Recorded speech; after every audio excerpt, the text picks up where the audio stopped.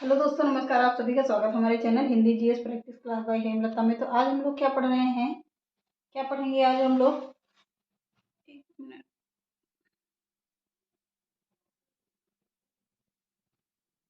चलिए देखते हैं क्या पढ़ रहे हैं। हिंदी वर्णमाला पढ़ रहे हैं। हिंदी वर्णमाला में क्या पढ़ रहे हैं, बिल्कुल आप लोगों को स्वर और व्यंजन अच्छे से समझा समझा के पढ़ा रहे हैं। बिल्कुल बेसिक लेवल से है, तो आप लोग इसको बिल्कुल ध्यान से पढ़ लीजिएगा और नोट्स जरूर बना लीजिएगा। तो चलिए आज के सेशन को चालू करते हैं।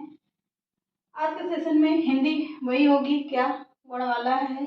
अब इसमें पॉइंट करके लिखिएगा स्वरों का उच्चारण स्थान। तो स्वरों का उच्चारण स्थान यहीं से शुरुआत करते हैं। इसको मैंने स्टेप बाय स्टेप समझा दिया है। इसको आप लोग लिख लीजिए कि स्वरों का उच्चारण स्थान कहाँ से कौन सा वर्ड निकलता है या क्या निकलता है, मुंह से कहाँ से निकलता है, कंठ से निकलता है, तालु से निकलता है, मूर्धा से निकलता है या कहाँ से। तो स्वर एक तरफ और एक तरफ उच्चारण स्थान। तो आ और आ ये कहाँ से निकलता है, आ बोल कर देखिए कि आ और आ कहाँ से निकल रहा है, कंठ से निकल रहा है। तो क्या हो गया, कंठ हो गया। आ और आ का उच्चारण स्थान क्या होगा, कंठ है।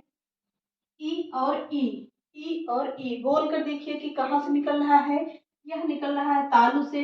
तो तालु हो गया।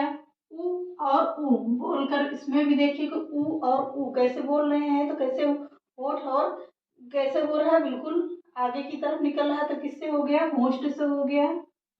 अब ऋषि, ऋषि का क्या होगा, जैसे कि ऋषि बोलो तो यहाँ से निकल रहा है, तो मूर्धा का भाग होता है ए ए। कंठ तालु से निकलता है ए ए बोल कर देखेंगे तो कहाँ से निकल रहा है, तालु से निकल रहा है।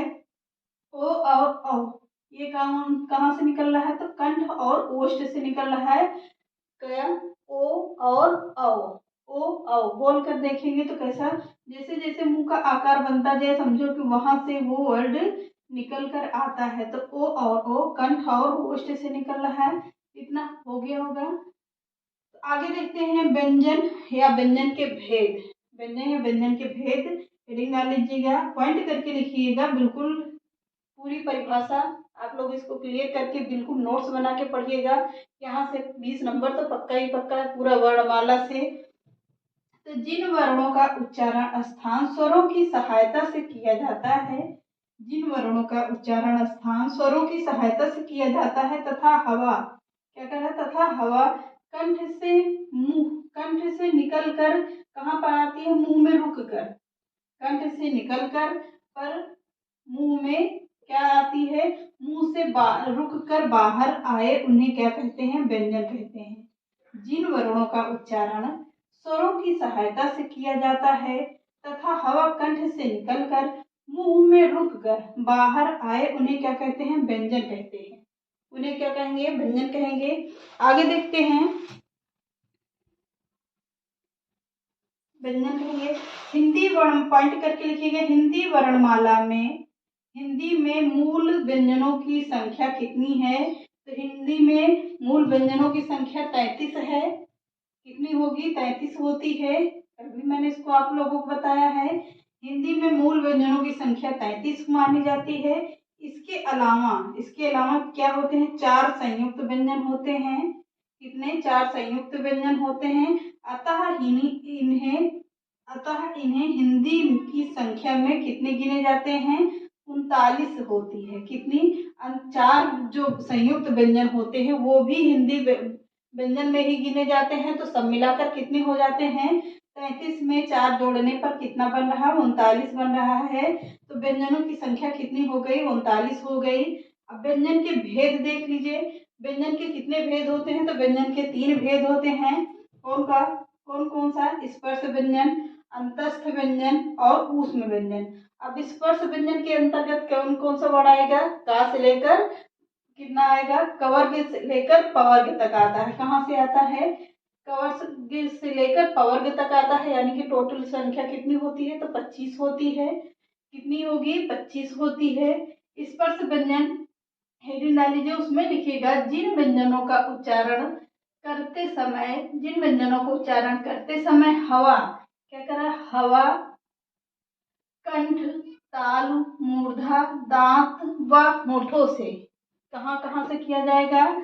करते समय हवा, कंठ, तालु, मूर्धा, दांत या होठों से का स्पर्श करके, तो होठों का स्पर्श करके हवा मुख से बाहर आती है, उन्हें क्या कहते हैं? स्पर्श व्यंजन कहते हैं। उन्हें क्या कहेंगे? स्पर्श व्यंजन कहेंगे। फिर से देखिएगा, जिन व्यंजनों का उच्चारण करते समय हवा, कंठ, ताल, मूर्धा, दांत या होठों का स्पर्श करके मुख से बाहर आती है, उन्हें स्पर्श व्यंजन कहते हैं। स्पर्श व्यंजनों की संख्या कितनी होती है? तो स्पर्श व्यंजनों की संख्या 25 होती है। कौन कौन सा आएगा? 25 होती है। कौन कौन सी? का से लेकर माँ तक होती है। कहाँ तक होगा? का से लेकर माँ तक होता है। तो ये देख लीजिए, आप लोग इसको नोट कर लीजिए। अब इसमें लिखिएगा, स्पर्श व्यंजन को 5 भागों में बांटा जाता है। स्पर्श व्यंजनों को कितने भागों में बांटा जाता है? 5 भागों में बांटा जाता है। कौन कौन सा होगा? जैसे का वर्ग होगा, का से लेकर कहाँ तक आए? का, खा, गा, गा और इया तक आता है। तो इतना कितना होगा? का वर्ग के अंतर्गत आता है। पर इसका उच्चारण स्थान क्या है? कंठ है। क्या है इसका उच्चारण स्थान? कंठ है। अब देख लीजिए, चा वर्ग का उच्चारण स्थान चा, छा, जा, झा, या इसका उच्चारण स्थान क्या होगा? तालु होगा। बोलकर देखेंगे, चा, छा, जा, झा, या। तो किसकी सहायता से बोला जा रहा है? तालु की सहायता से बोला जा रहा है, तो तालु इसका उच्चारण स्थान हो गया। टा वर्ग देख लेते हैं, टा, ठा, डा, ढा, अड़ा। इसका उच्चारण स्थान कहाँ से बोला जाए? टा, ठा, डा, ढा, अड़ा। कहाँ से? तो मूर्धा के भाग से बोला जाता है, अर्थात इनका उच्चारण स्थान क्या हो गया? मूर्धा हो गया। अब देखिए, ता वर्ग, ता, था, दा, धा, ना। इसका उच्चारण स्थान क्या हो गया? ता, था, दा, धा, ना। किसके सहायता से बोला जा रहा है? तो दंत की सहायता से बोला जा रहा है, तो इसका उच्चारण स्थान क्या हो गया? दंत हो गया। अब देखते हैं पा वर्ग, पा, फा, बा, भा, मा। इसका उच्चारण स्थान कहाँ से बोला जाता है? होष्ठ या होंठ से बोला जाता है।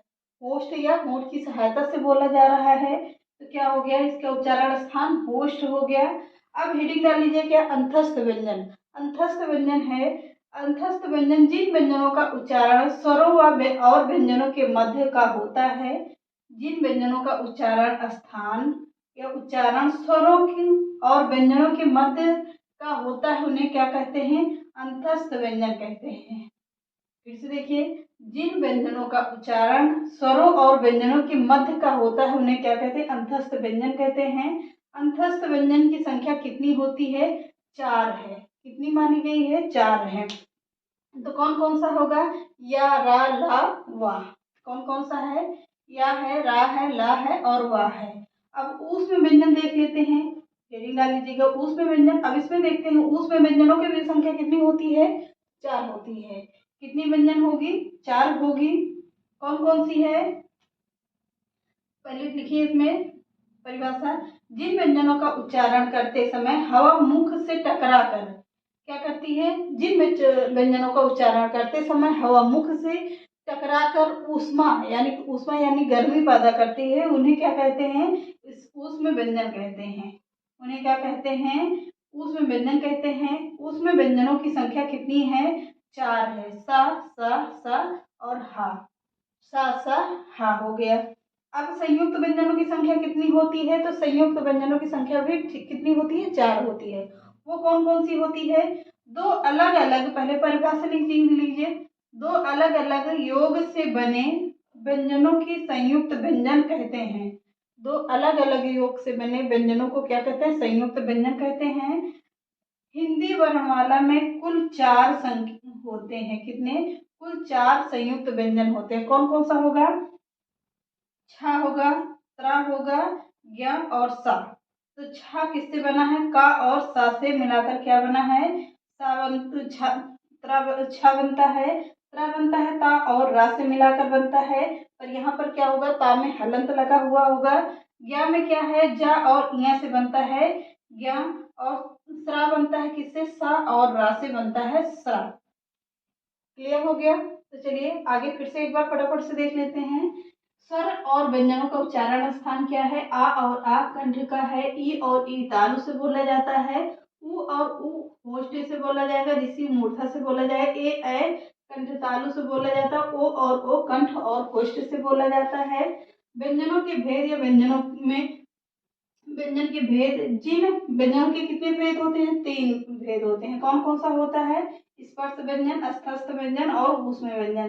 पहले इसमें परिभाषा, जिन वर्णों का उच्चारण स्वरों की सहायता से किया जाता है तथा हवा कंठ से निकलकर मुंह में रुक कर बाहर आए, उन्हें क्या कहते हैं? व्यंजन कहते हैं।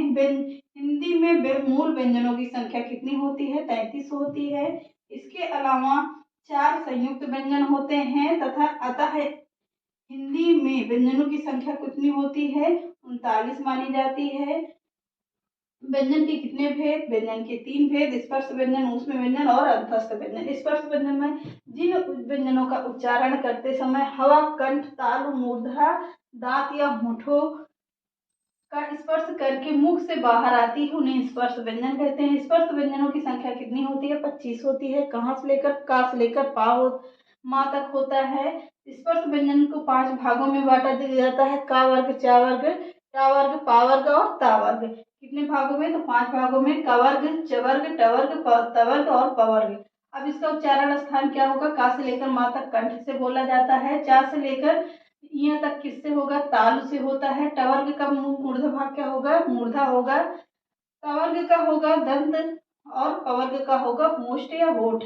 अंतस्थ व्यंजनों में जिन उच्चारणों का स्वरों के मध्य से होता है, उन्हें क्या कहते हैं? अंतस्थ व्यंजन कहते हैं।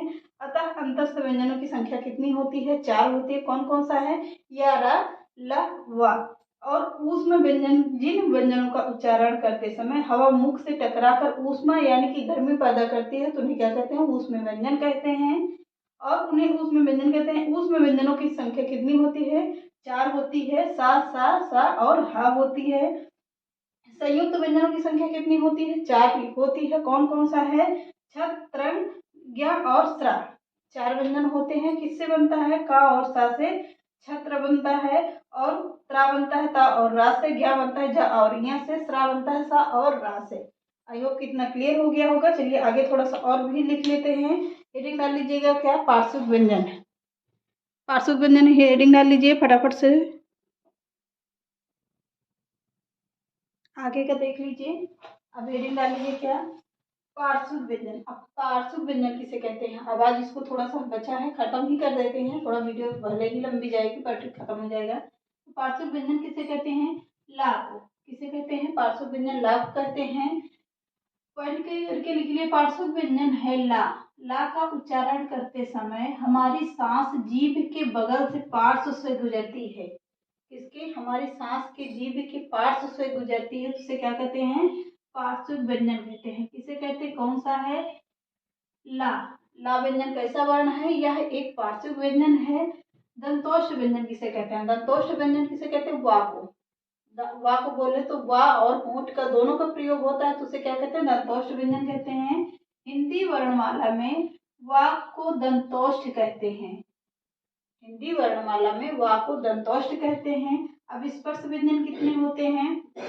स्पर्श संघर्षी व्यंजन 4 होते हैं। कितने होते हैं स्पर्श संघर्षी व्यंजन? 4 होते हैं। हिंदी वर्णमाला में चा वर्ग के प्रथम 4 व्यंजनों को, किसमें? हिंदी वर्णमाला में चा वर्ग के प्रथम 4 वर्णों को अर्थात चा, छा, जा, झा यहाँ को स्पर्श संघर्षी व्यंजन कहते हैं। किसे? चा, छा, जा, झा क्या कर रहा है? स्पर्श में संघर्ष करते हुए बाहर निकल रहा है, तो क्या कहेंगे? स्पर्श संघर्षी व्यंजन कहते हैं। नासिक व्यंजन हेडिंग डाल लीजिए क्या? नासिक व्यंजन। हिंदी वर्णमाला में कितने नासिक व्यंजन हैं? या, अंगा, या, अड़ा, ना और मा। ये कैसे वर्ण है? यह एक नाक की सहायता के से बोले जाने वाले वर्ण है। या, अंगा, या, अड़ा, ना, मा। कैसा वर्ण है? किसकी सहायता से बोला जा रहा है? तो नाक की सहायता से बोला जा रहा है। तो कैसा व्यंजन हो गया? नासिक के व्यंजन हो गया। नासिक के व्यंजन कहते हैं। पॉइंट करके देख लीजिए कि प्रकंपित व्यंजन किसे कहते हैं? प्रकंपित व्यंजन किसे कहेंगे? रा को कहते हैं। और इसमें हेडिंग डाल के लिख लीजिएगा, जिन व्यंजन वर्णों का उच्चारण करते समय जिह्वा, कितना? जिह्वा 2-3 बार कंपन होता है। 2-3 बार कंपन होता है, उन्हें क्या कहते हैं? प्रकंपित व्यंजन कहते हैं। उन्हें क्या कहते हैं? प्रकंपित व्यंजन कहते हैं। प्रकंपित व्यंजनों की संख्या कितनी है? 1 है। वह कौन सा है? रा। रा को क्या कहते हैं? प्रकंपित व्यंजन कहते हैं। आई होप कितना समझ में आ गया होगा। तो अगर पूछा जाता है कंपटीशन में, सवाल आता है कि 4 वर्ड दे दिया जाएगा, पूछ लेगा कि ला कैसा वर्ण है, ला कैसा वर्ण है, वर्ण है, तो प्रश्न उत्तर दे देगा पार्श्विक है, पार्श्विक हो गया, या क्या है? संघर्षी है। ऐसे ही करके बी ऑप्शन, सी ऑप्शन करके आप लोगों को प्रश्न दे देगा कि ला कैसा व्यंजन है। आप लोग क्या बताएंगे? ला एक पार्श्विक व्यंजन है। ला कैसा व्यंजन है? तो ला एक पार्श्विक व्यंजन है। अब पूछ लेता है कि दंतौष्ठ व्यंजन कौन सा है। आप लोगों को या, वा, सा, खा ऐसे करके दे देगा। पूछेगा कि इसमें ला कैसा वर्ण है, तो दंतौष्ठ व्यंजन होगा। सॉरी, वा कैसा वर्ण है, तो वह दंतौष्ठ व्यंजन के अंतर्गत आता है। तो चलिए मिलते हैं नेक्स्ट क्लास में। अच्छी वीडियो अच्छी लगी तो आप लोग को एक प्यारा सा कमेंट कर दीजिएगा नीचे।